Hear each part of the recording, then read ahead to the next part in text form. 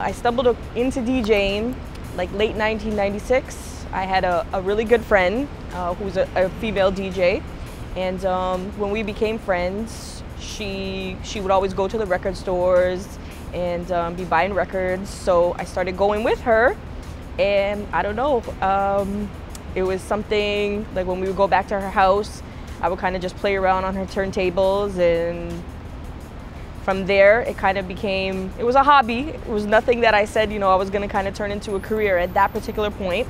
But, I started going to the record store, started my own little vinyl collection, eventually had gotten my own turntables, basically taught myself how to mix. I had a lot of DJ friends at that particular point in time, so I had a lot of support, a lot of different tips and advice. And I don't know, kind of from there, it's history. My name is Christina.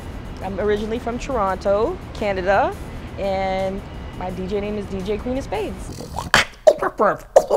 It's your turn. So about 3 years ago, I started visiting New York. I instantly fell in love with it. I was coming here very often, and I don't know, I started, meeting a lot of different DJs and a lot of different promoters, and started making a lot of different connections. So last year, so about 16 months ago, there was some personal things going on in my life, and I had to make a big decision. So I said I was going to move to New York. So it was really just something that I said, you know what, if I'm going to do, I'm going to do, and I did it. I go through a little bit of struggles, obviously, because there's like a certain image that's pent around female DJs.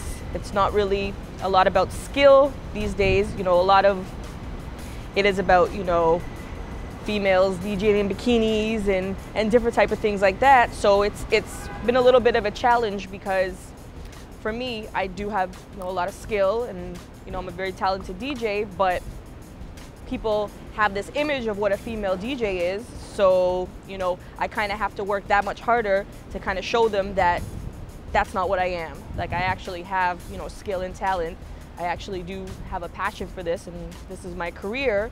So I mean, that's kind of been one of the struggles. I have a very strong work ethic, so it hasn't really been, I've encountered a little bit of struggles, because I did kind of come here and kind of have to start at ground zero, where being from Toronto in Canada, I was an extremely established DJ. I still am, but coming to a new country, obviously a new market, I kind of had to scale back a little bit, but I've made a lot of amazing connections, met a lot of amazing people, have had a lot of great opportunities so far. So I just kind of keep going and keep working with it. DJConsole RMX2. I definitely like the fact that it's very easy to transport around. It's not heavy, so it's a lot easier, obviously, than carrying around CDJs and turntables when you have to go to different gigs. The features are great. I like the fact that, certain things that you would have to program yourself manually, they're kind of all at the touch of a button. So that's definitely a good feature. You can load the tracks and set your cue points, and you got effects, and so that's really good as well. Makes things a lot easier when you're trying to transition quickly from track to track, or you have to do something quickly. Really, for me, it was kind of finding what I was comfortable with. Like I said, when I first had started DJing, it was never something that I thought I was going to make a career out of. So it was still really brand new to me. But, as I started to do it, I fell in love with it instantly. So it was really just kind of finding my niche, and, kind of discovering, I guess, myself, and really where I was going to go with it. Because once again, I really didn't think that 16 years later I'd be still doing it. So really, it was just mastering the craft, and really kind of learning different aspects.